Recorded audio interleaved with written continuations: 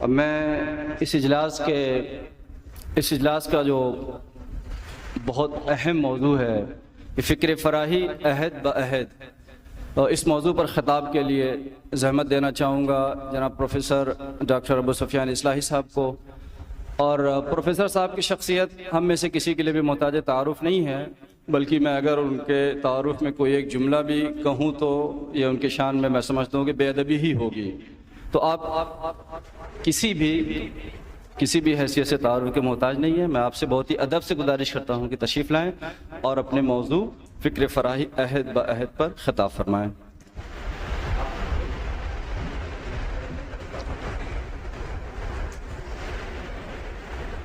بسم اللہ الرحمن الرحیم۔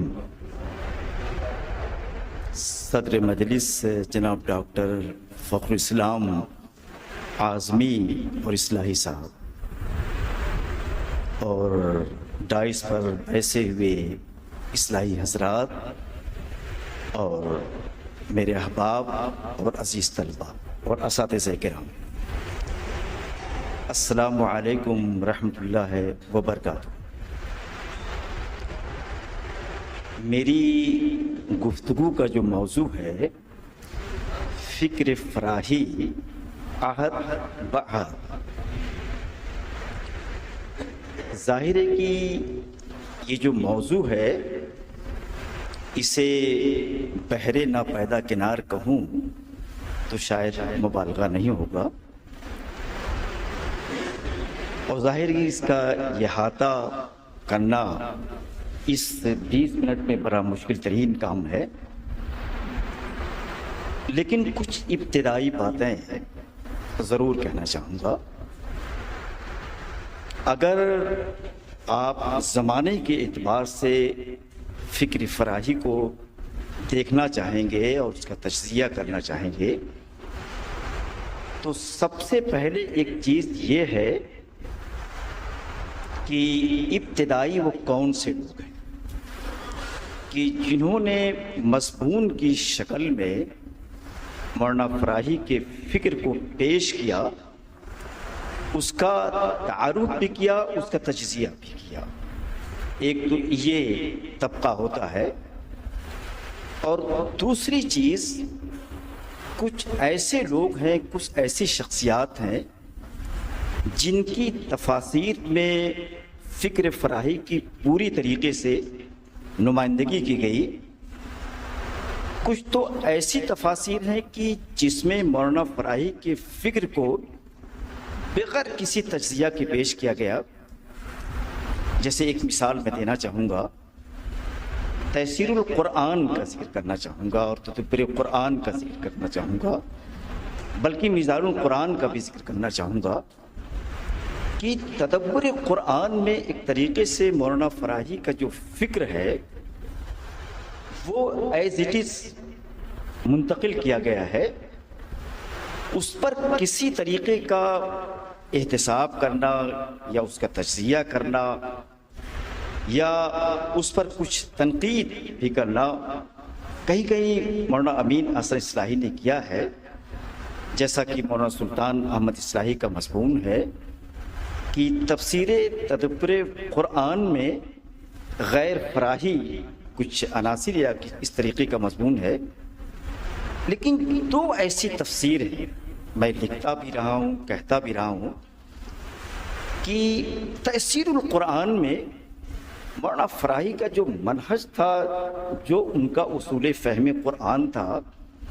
اس کو پیش نظر رکھا تو گیا ہے، لیکن یہ کہ جس کو تدبر قرآن کہتے ہیں، جس کو تفکر قرآن کہتے ہیں، اس کو انہوں نے چھوڑ دیا ہو۔ دیکھیے، فکر فراہی کا جب آپ لفظ استعمال کریں گے تو اس کا یہ مفہوم قطعاً نہیں ہے کہ تصانیف فراہی سے چیزوں کو نقل کر دیا جائے، بلکہ تصانیف فراہی کو پیش نظر رکھ کر نئی تحقیقات اور نئے ادراکات پیش کیے جائیں تو یہ فکر فراہی ہے۔ میں سمجھتا ہوں کہ تفسیر القرآن کو بھی میں دوسرے درجے میں رکھوں گا۔ میزان القرآن کو چونکہ میں نے اس کی تینوں جلدوں کو حرفاً میں نے پڑھا ہے، یہ بات میں نے لکھی ہے کہ الطاف اعظمی صاحب نے جتنا ہمارا ایک طائفہ ہے اصلاحیوں کا، مفسرین کا یا تدبر قرآن پہ محققین کا، ان محققین میں اگر کسی کو امتیازی حیثیت دی جا سکتی ہے، کسی کو ایک طریقے سے فکر فراہی کو بڑھانے کی اور آگے لے جانے کی بات کہی جا سکتی ہے، تو میں سمجھتا ہوں کہ وہ الطاف احمد اعظمی صاحب کی بات ہے. چونکہ الطاف احمد اعظمی صاحب کی جو تفسیر ہے اس میں صرف فکر فراہی نہیں ہے، کیونکہ وہ حکیم تھے، طبیب تھے اور میڈیکل سائنسز کو ذاتی طور سے پڑھا تھا. تو ان ساری چیزوں کو جس طریقے کی تفسیر بیان کی ہے، اس وقت میں سمجھتا ہوں کہ اردو میں کوئی ایسی تفسیر نہیں ہے جس سے اس کا موازنہ کیا جا سکے. مثلا دخان کے سلسلے میں ان کا کیا نقطہ نظر ہے، اسی طریقے سے علقہ کے سلسلے میں سمجھتا ہوں کہ جو ان کی گفتگو ہے کہ علقہ کہتے کسے ہیں، میں سمجھتا ہوں کہ اس طریقے کی گفتگو کسی تفسیر میں اب تک میری مطالعے کی حد تک میں سمجھتا ہوں کہیں نظر نہیں آتی ہے. اور یہ بھی میں کہتا ہوں کہ اگر تفسیر القرآن کی تکمیل ہو جاتی تو ایک بڑی تفسیر ہوتی، لیکن افسوس اس بات کا ہے، میرے پاس شواہد اس کے ہیں، میں یہاں پہ نقل نہیں کرنا چاہوں گا. باقاعدہ ان کو روکا گیا. تفسیر القرآن جب لکھی جانے لگی اور آگے بڑھنے لگی تو ان کو روکا گیا. اراکین جماعت کے دباؤ کی وجہ سے انہوں نے سلسلہ یہ بند کیا اور انہیں یہ کہا گیا کہ تفہیم القرآن کی موجودگی میں جماعت کا کوئی آدمی اس طریقے کی ایک دوسری تفسیر ترتیب دے دے، یہ مناسب نہیں ہے. ظاہر ہے کہ مولانا ایک بہت ہی ظریف قسم کے انسان تھے، بہت ہی سمجھدار اور دوربین قسم کے انسان تھے. انہوں نے کہیں لکھا تو نہیں ہے، لیکن یہ چیزیں ایک طریقے سے موجود ہیں ساری چیزیں. اور ایک بات اور کہنا چاہوں گا کہ ایک تو یہ چیز ہوئی، دوسرے بہت سے رسائل ہیں، بہت سے ایسے مجلات ہیں جنہوں نے فکر فراہی کو آگے بڑھایا. ان مجلات کے سلسلے میں سب سے پہلا جو مجلہ ہے وہ مجلہ الاصلاح ہے. وہ ایک طریقے سے وہیں سے فکر فراہی کی تشہیر ہوتی ہے، فکر فراہی کی تبلیغ ہوتی ہے اور فکر فراہی کی تعریف کی جاتی ہے اور اہل علم تک ان کے فکر کو پہنچایا جاتا ہے. میں یہ بات کہنا چاہوں گا، شاید ابھی عارف صاحب نے یہ بات کہی ہے کہ یہ سیمینار ہے، یہ مذاکرہ ہے، یہاں پہ کچھ ایسی باتیں کہی جائیں، میں سمجھتا ہوں کہ یہاں سے کہی جا سکتی ہیں. اگر مجلہ اصلاح نہ منظر عام پہ آتا تو میں جہاں تک سمجھتا ہوں کہ مولانا اختر احسن اصلاحی صاحب کی تحریر کہیں اور ہمیں نظر نہ آتی. ظاہر ہے کہ یہ جو تحریر چند 2-3 مقالات ان کے نظر آتے ہیں، باقاعدہ ان پر دباؤ ڈال کر ان پر بار بار کہہ کے ان سے لکھوائی گئے ہیں. تو میں یہاں سمجھتا ہوں کہ فکر فراہی کی اگر بات آئے گی تو فکر فراہی کی تعریف کے سلسلے میں ہو سکتا ہے، جہاں تک سمجھتا ہوں لوگ کہتے ہیں یا شاید آئے قرآن میں یہ چیز موجود ہے، بار بار یا امین حسن اصلاحی صاحب نے بھی ان کو اپنا استاذ کہا ہے. یہ ساری چیزیں ہیں، لیکن فکر فراہی کی تشہیر کی اولین جو اینٹ ہے، اولین جو بنیاد ہے، میں سمجھتا ہوں کہ وہ امین حسن اصلاحی صاحب کی ہے. اور جو ان کی تفسیر کے ترجمہ کا انہوں نے آغاز کیا تھا اور کیا انہوں نے، آپ اس ترجمے کو پڑھیے، خاص طور سے ٹیکسٹ کی آپ بات کہیے، آپ نے ٹیکسٹ کو سامنے رکھیے، متن کو سامنے رکھیے، اور ان کی جو اردو ہے امین حسن اصلاحی کی جس طریقے سے روانی ہے. لیکن بہت ایسے مترجمین ہوتے ہیں جو روانی کے سلسلے میں مفاہیم کو چھوڑ دیتے ہیں، لیکن ان کا ترجمہ رکھیے اور پھر مولانا فراہی کے ٹیکسٹ کو سامنے رکھیے. اس میں ایسی مناسبت ہے، ایسی مطابقت ہے اور ایسی مفاہمت ہے کہ کہیں سے آپ کو کوئی ایسی چیز نظر نہیں آئے گی کہ جو چھوٹ گئی ہو، یا آپ یہ کہیے کہ اس کی تائید یا اس کی تفسیر نہیں ہو رہی ہو. تو مولانا امین حسن اصلاحی نے الاصلاح کے ذریعے، تدبر قرآن کے ذریعے یا مبادئ تدبر قرآن کے ذریعے ان ساری چیزوں کو جس طریقے سے پیش کیا ہے، اور پیش کرنے کے ساتھ ساتھ پاکستان جانے کے بعد جو وہاں ایک حلقہ، بلکہ کئی حلقے، بلکہ 3 حلقے انہوں نے بنائے، ان تینوں حلقوں کے توسط سے مولانا فراہی کو جس طریقے سے علمی دنیا کے سامنے یا تفسیری دنیا کے سامنے جس طریقے سے پیش کیا ہے، میں سمجھتا ہوں کہ اس کی مثال ملنی بہت مشکل ہے، لیکن اس کو چھوڑتا ہوں۔ جب فکر فراہی کی بات آئے گی تو سب سے پہلے یہ جو میں نے گفتگو کی ہے اس میں سب سے اولین نام اگر کسی کا لیا جائے گا تو علامہ شبلی نعمانی کا لیا جائے گا۔ سب سے اولین نام اگر کسی کا لیا جائے گا تو الندبہ میں جو انہوں نے مضمون لکھا تھا، ایک تو تفسیر نظام القرآن پر، دوسرے جملۃ البلاغہ پر، یہ ایک طریقے سے ظاہر ہے کہ الندبہ بڑے لوگوں کے پاس جاتا تھا، بڑے محققین اعلیٰ قسم کے دماغ رکھنے والے لوگ اس کو پڑھتے تھے، شبلی ظاہر ہے اس کے ایڈیٹر تھے۔ تو یہ دونوں مضمون جو ہے اس میں مولانا فراہی کا جو تعارف کرایا ہے، پھر ان دونوں کتابوں کو جو تعارف کرایا ہے، اس سے پہلے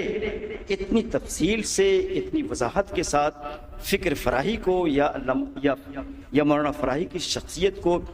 پیش کرنے کا فریضہ میں سمجھتا ہوں کہ کہیں کم از کم مجھے نظر نہیں آتا۔ شبلی نے یہ بھی لکھا ہے کہ یہ تفسیر کا جو نام رکھا گیا ہے اس پر انہوں نے کچھ اعتراض تھا، لیکن انہوں نے نام تو پیش نہیں کیا۔ اور اسی طریقے سے فکر فراہی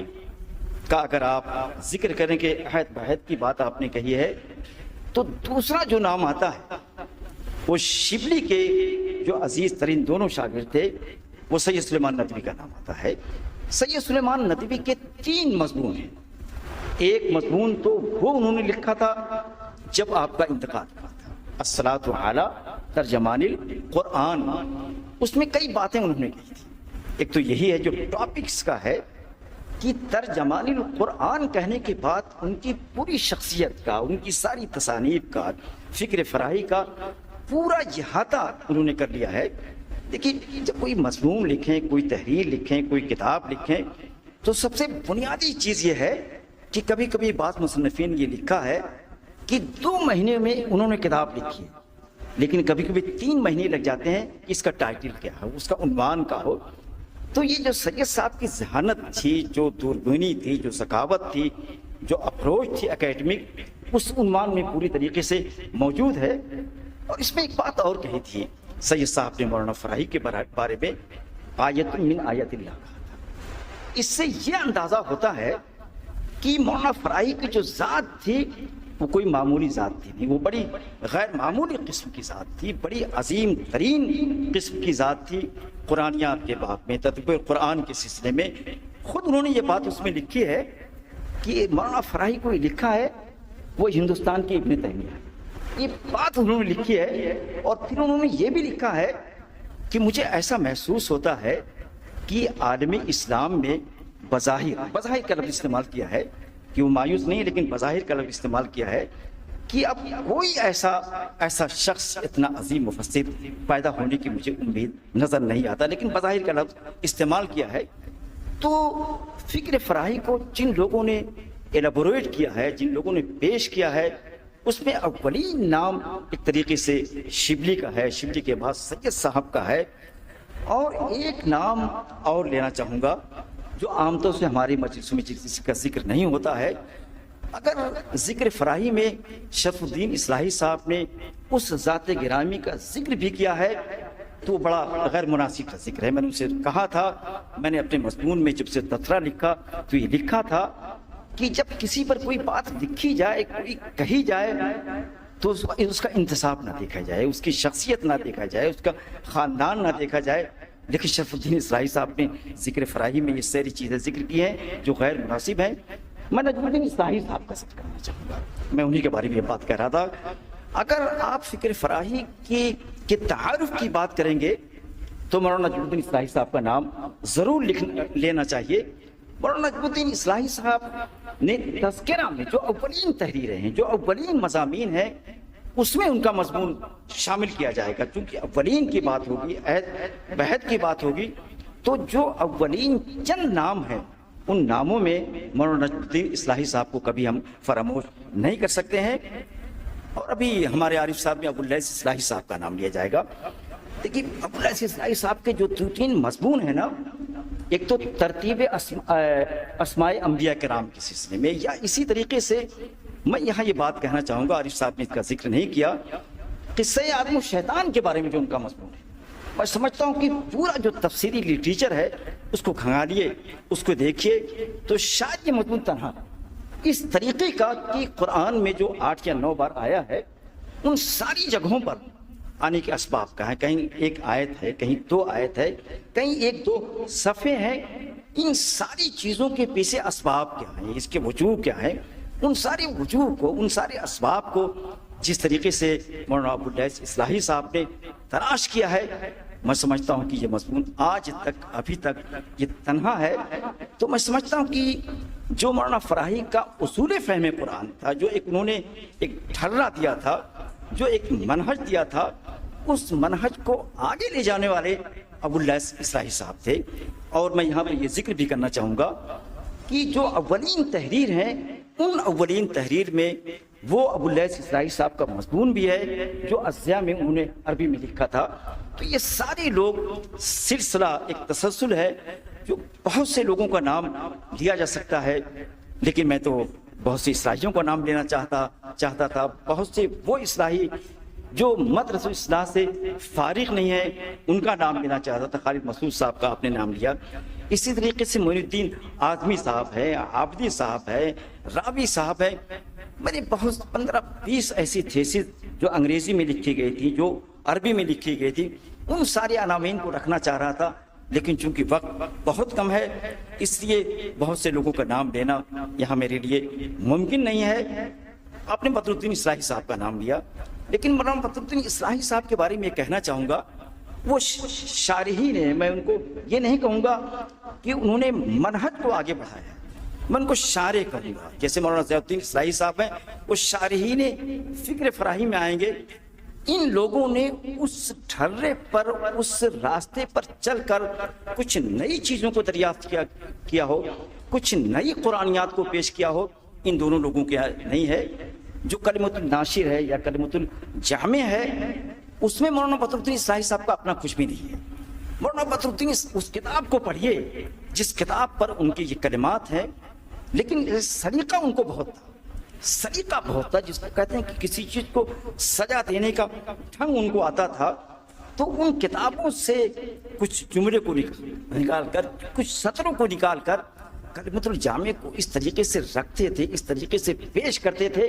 دیکھیے اس کو سلیقہ کہتے ہیں کہ کتاب میں ہے کیا. اگر کلمۃ الجامع کو آپ پڑھ لیں تو کتاب کی جامعیت کیا ہے، اس کے مضامین کیا ہیں، اس کے مباحث کیا ہیں، وہ ساری چیزیں آپ کے پیش نظر آ جائیں گی. اسی طریقے سے مولانا بدر الدین اصلاحی صاحب کا جو مضمون ہے مصدق لما بین یدیہ ہے یا لفظ اعلیٰ پر ہے، تو ان ساری چیزوں کو دیکھیے، اس میں مولانا بدر الدین اصلاحی صاحب کا اپنا کچھ نہیں ہے. لیکن فکر فراہی ہے کیا، اس میں اس کا مواد کیا ہے، اس کا دائرہ کار کیا ہے، اس کو بڑے اچھی طریقے سے پیش کرنے کا ان کو ڈھنگ آتا تھا. مولانا ضیاء الدین اصلاحی صاحب کو بڑا ڈھنگ آتا تھا. ان کا جو مضمون ہے اسالیب القرآن کے سلسلے میں، آپ نے نعیم الدین اصلاحی صاحب کا نام لیا تو مجھے یاد آیا کہ نعیم الدین اصلاحی صاحب کا جو مضمون ہے اسالیب القرآن کے سلسلے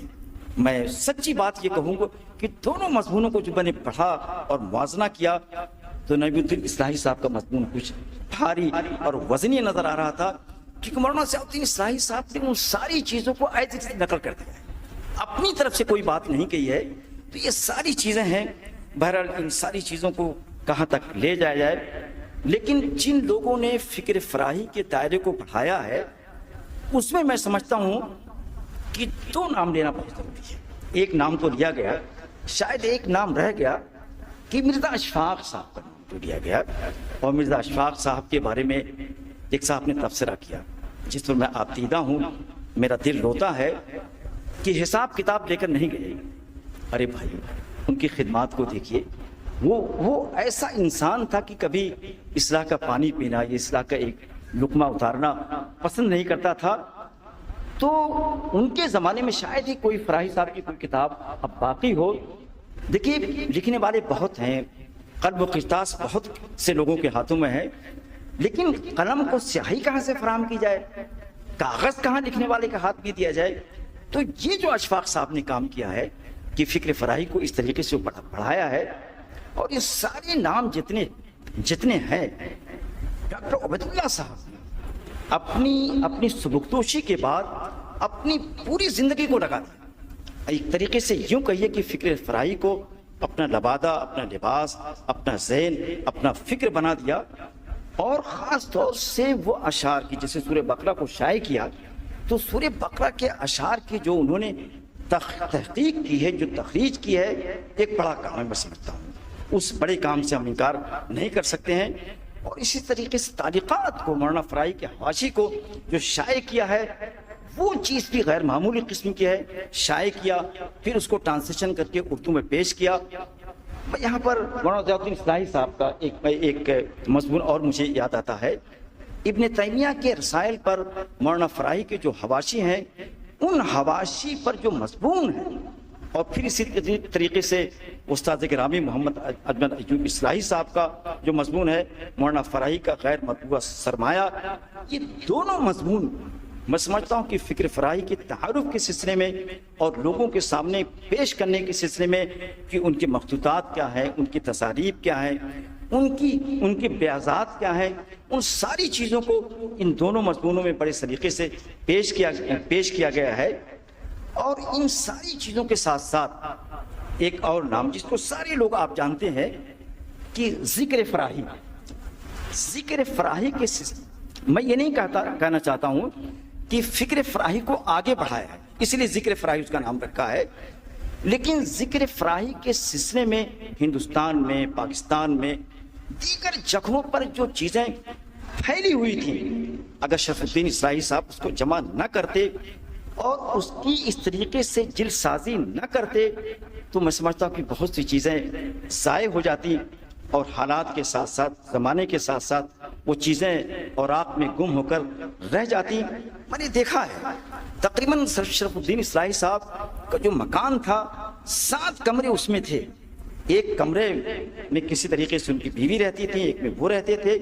ان 7 کمروں میں محمد رسول اللہ کی تاریخ کے سلسلے میں، ذکر فراہی کے سلسلے میں، فکر فراہی کے سلسلے میں، اور ساری چیزوں کو انہوں نے جمع کر رکھا تھا۔ اگر وہ ساری چیزیں آ جاتی، زندگی ان کا ساتھ دیتی، تو میں سمجھتا ہوں کہ بہت بڑا کام ہو سکتا تھا۔ ایک بات اور کہنا چاہوں گا کہ ذکر فراہی کی بہت سی چیزوں کو نکالا گیا، میں اس کو جانتا ہوں اچھے طریقے سے، چونکہ پروف ریڈنگ میں نے بھی اس کی تھی۔ اگر وہ ساری چیزیں چھاپ دی گئی ہوتی، بعد میں اس پر تبصرہ ہوتا، اس پر یہ ہوتا، لیکن کم از کم وہ چیزیں لوگوں کے سامنے آ جاتی، تو برکف یہ ذکر فراہی کا ایک سلسلہ ہے۔ میں یہاں پر میثاق کا بھی 2 منٹ رکو یار، میں یہاں میثاق کا ذکر کرنا چاہوں گا، میں یہاں پر حکمت قرآن کا ذکر کرنا چاہوں گا، اسراء کا ذکر میں نے کر دیا ہے، اشراق کا ذکر کرنا چاہوں گا، علم القرآن کا ذکر آیا ہے، اور اس کے بعد نظام القرآن کا ذکر، یہ ساری رسائل، اس کے علاوہ بہت سی رسائل ہیں، ان ساری رسائل نے، ان سارے مجلات نے فکر فراہی کو آگے بڑھایا ہے۔ بس یہ بڑا لمبا مضمون ہے اور بڑا وقت اس کے لیے چاہیے، لیکن میں انہی باتوں پر اور انہی کلمات پر اپنی بات کو ختم کرنا چاہوں گا۔ آپ نے میری باتیں سنی، آپ کا بہت شکریہ، آئندہ بھی انشاءاللہ آپ کا شکر گزار رہوں گا۔ السلام علیکم ورحمۃ اللہ وبرکاتہ۔